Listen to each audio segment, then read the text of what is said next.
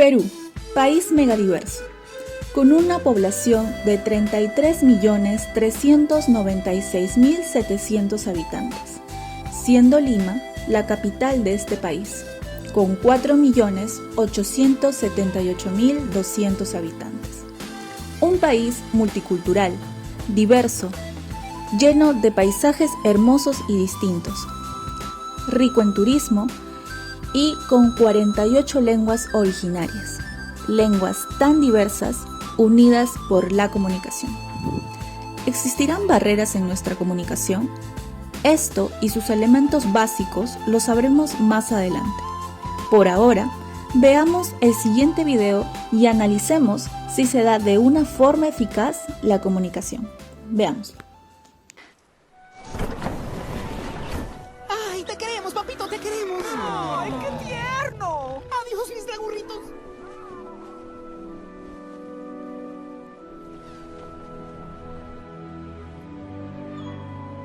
¡Shrek!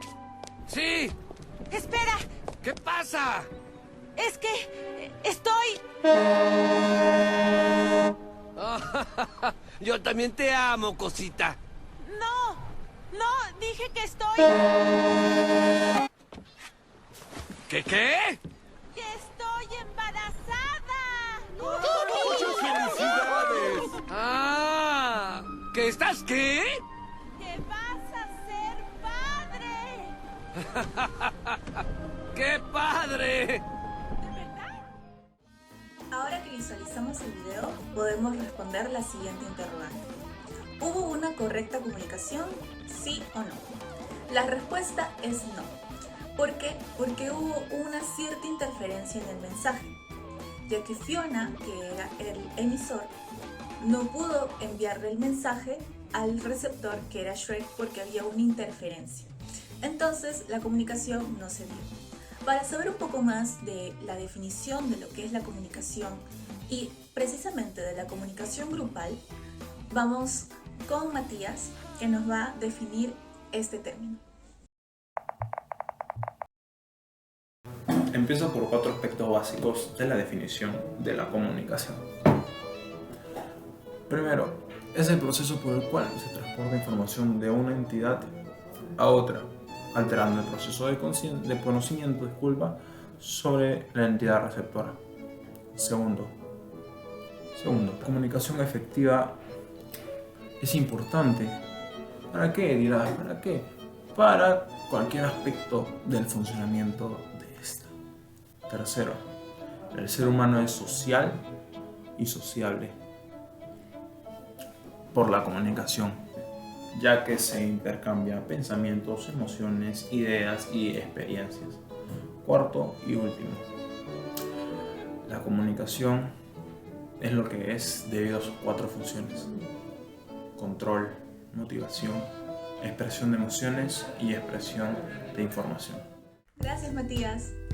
Ahora vamos a visualizar los elementos de la comunicación con Catherine. Los elementos de la comunicación grupal son emisor, receptor, mensaje, canal y respuesta. Emisor es aquella persona que transmite la información que se desea compartir con el resto.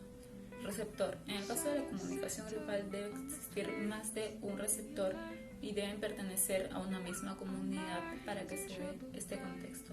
El mensaje es el conjunto de pensamientos, emociones, actitudes o ideas que el emisor transmite hacia él o hacia los receptores. El canal es el medio por el cual se transmite la información, desde el emisor hasta el receptor. Hoy en día pueden ser las redes sociales, el servicio de mensajería instantánea o las videollamadas. Retroalimentación o mensaje de retorno es la condición necesaria para la interactividad del progreso comunicativo, siempre y cuando se reciba una respuesta para que se pueda lograr la interacción entre el emisor y el receptor. Bueno, a continuación voy a mostrar como ejemplo un video en el cual se puede ver más a detalle los elementos de la comunicación grupal. Hija, ¿qué tal tu primer día de clases? Estuvo bien, creo. No lo sé. Cuando ves a alguien, ¿no te has preguntado qué sucede en su cabeza? Todos lo vieron, ¿verdad? Sí, ajá. Le pasa algo. Averiguaremos lo que pasa, pero con apoyo. Hazle señas al esposo. Buen pase para Reeves, quien entra por el centro y logra... Nos está mirando. ¿Qué fue lo que dijo? ¿Qué? Lo siento, señor. Nadie escuchó nada. ¿Sacar la basura? ¿El asiento del sanitario? ¿Qué? ¿Qué quieres, mujer? ¿Qué? Hazle otra seña. Oye, Riley, ¿qué tal la escuela? ¿En serio? Esto me está pasando. ¿Dejamos al piloto del helicóptero brasileño por él?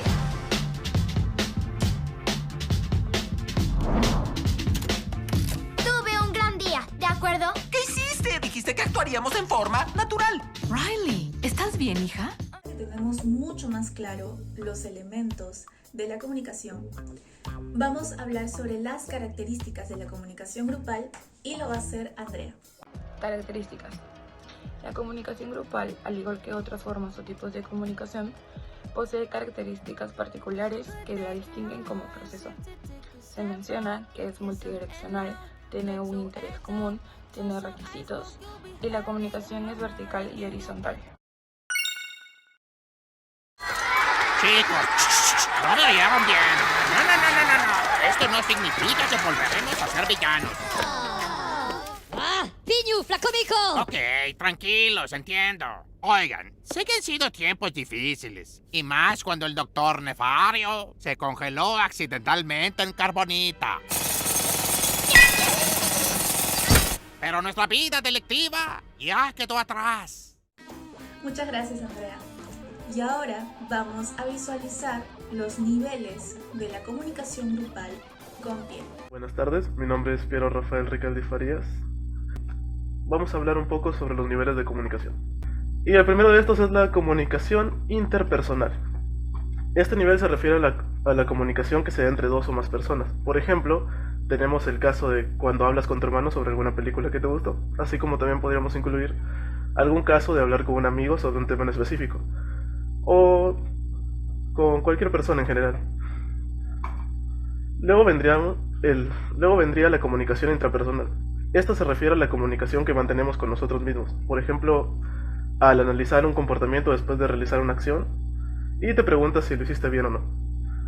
Así también podríamos aquí hablar sobre la introspección, que vendría a ser casi lo mismo. Comunicación grupal.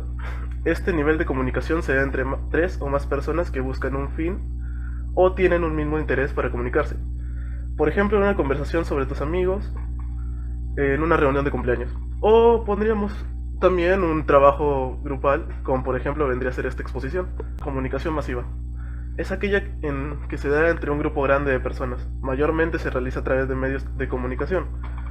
Y por lo general hay un emisor y una gran cantidad de receptores. Por ejemplo, la comunicación que da un influencer a sus seguidores. O directamente la comunicación que da un profesor a una clase. 5. Comunicación organizacional. Es aquella que se da dentro de una organización. La comunicación organizacional es muy importante, ya que por medio de ella los empleados se comunican y logran integrarse para trabajar en un equipo persiguiendo los objetivos organizacionales. Además, por medio de esta se coordinan actividades diarias de una empresa, se crea un ambiente laboral agradable y se compromete a los empleados con la cultura de la organización. Este es el nivel de comunicación más grande, pues también se subdivide en 4. Y estas son la comunicación horizontal. Es aquella que se da entre personas o áreas de la empresa que se encuentran en el mismo orden jerárquico. En este caso, podríamos decir que son compañeros de trabajo con el mismo cargo. Luego viene la comunicación descendente. Se trata de la comunicación más utilizada en las organizaciones a lo largo de la historia. Es una comunicación que surge desde los directivos de la empresa, o sea, gerentes y jefes, y desciende a los empleados de demás cargo. La comunicación ascendente. Son los mensajes que circulan de forma inversa a la comunicación descendente. Es decir, nacen en la base de la organización y llegan a la alta dirección. Y por último, la comunicación cruzada. Se refiere al nivel de comunicación en el que se mezclan todos los otros tipos de niveles de comunicación organizacional. La finalidad principal de esta de este tipo de comunicación es incrementar la velocidad de transmisión de la información. Como todo lo de índole social, también en la comunicación grupal existen barreras. Vamos a comenzar primero, porque hay ciertas barreras, por las fuentes de distorsión. ¿Qué son las fuentes de distorsión? Son fuentes que afectan ciertos elementos de la comunicación y propician a que no se realice una comunicación correcta. Cuando estas fuentes de distorsión afectan directamente al mensaje, el mensaje no se entiende. Cuando afectan al canal, quiere decir que ciertos canales, ya sea del emisor, no da o no es el mismo que maneja el receptor.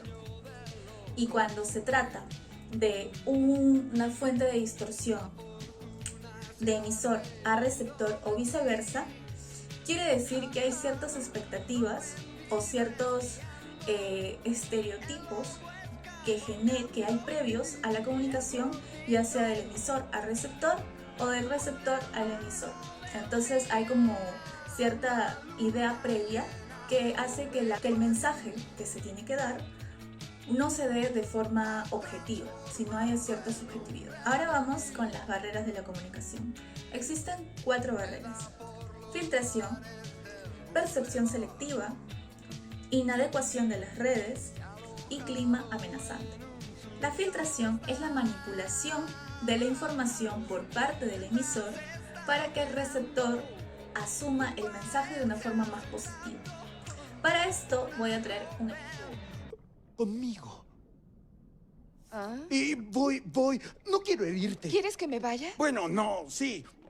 Es que ya no quiero seguir con más retrasos. Y tú eres uno de esos peces que causa retrasos. Y es bueno en ocasiones. Hay un grupo de peces, son retrapeces. O sea, ¿me vas a decir que no me quieres? No, claro que te quiero. Y porque te quiero, no quiero verte.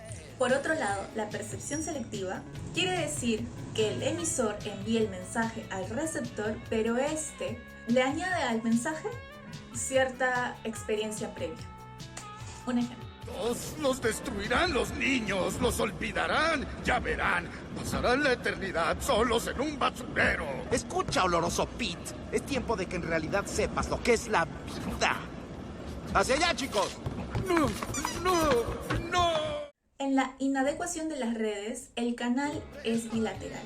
No puede ser, por ejemplo, que el canal que yo use sea diferente al del receptor porque no se va a dar el mensaje. En clima amenazante existen 2 tipos. Es defensivo y adaptativo. En el defensivo, el receptor tiene cierta autoridad y mira con superioridad al receptor.